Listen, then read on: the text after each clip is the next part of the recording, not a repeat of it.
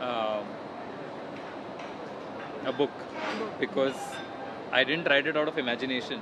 I Mm. just had to write exactly whatever happened, and that's very clear in your memory. Your feelings are very clear in your memory. So, because you're not doing a fantasy writing, which is more difficult, I think, writing a real life book is quite easy. I think. That's great.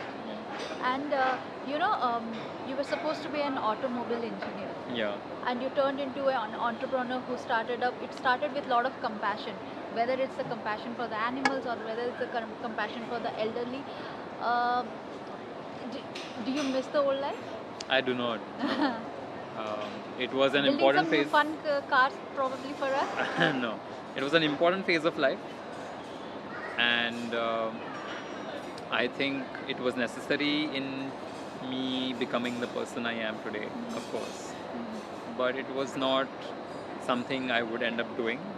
But those things you never realize until you actually end up doing them. Yeah. And anyways, talking about your friendship, you guys have that, you share that bond of compassion. That's how you guys came together. Right. Has your life changed? Like, do you miss anything that you can't do, or is it has it changed?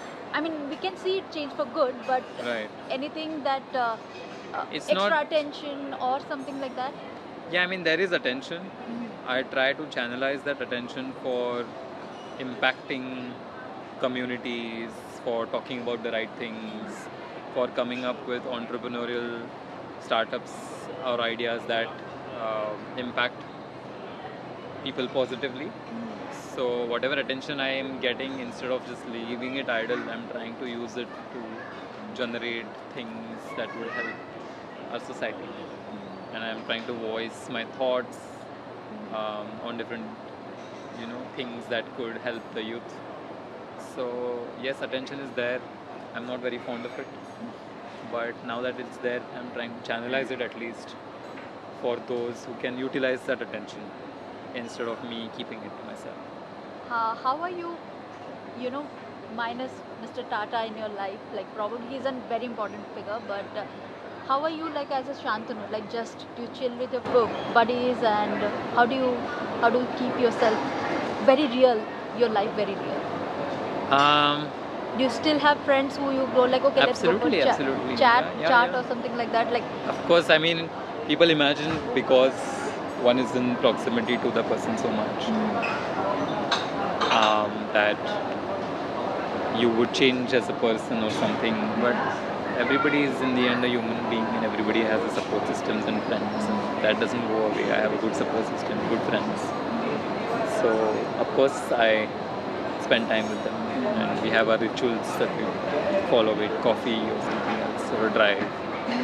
So yeah, that is absolutely still there, nothing's changed there. that's one.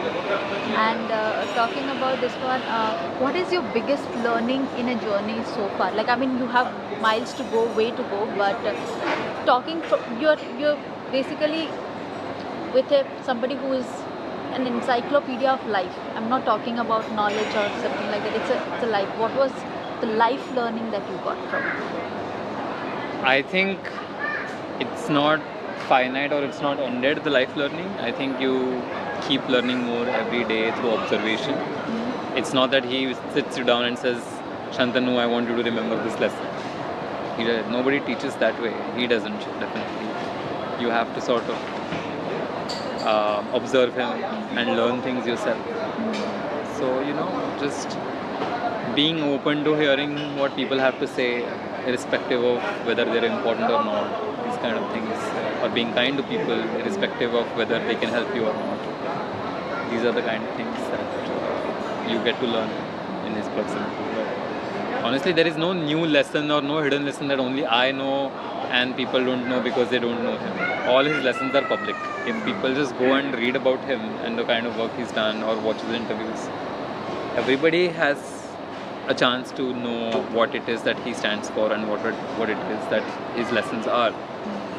So there is no secret that I'm holding as such. That is only private to me. Okay. And being as a younger generation, they, to be fair to them, they sometimes are, they get a flag of like, oh, you got things easy sort of thing. But what I I feel great about it is like they're very fresh with their ideas. So were you when you came up with the Goodfellows and all that.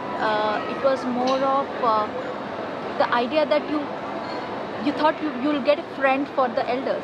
Right. That was the whole idea. It's not caretaker, it's not anything, it's the friends for the elders. Like a simple idea. Do you think younger people are kind of able to think that way, twist it differently, and look at the world in a different perspective these days? You met a lot of youth. Right. I think the young people are definitely more inquisitive about what impact are they creating in somebody else's life, and what are they standing for, or what do their jobs amount to, and what is their purpose in life. Yeah. So they're definitely more attentive about where they stand in this grand scheme of the world, rather than just doing a daily 9 to 5 and not thinking about what impact they're creating on anybody.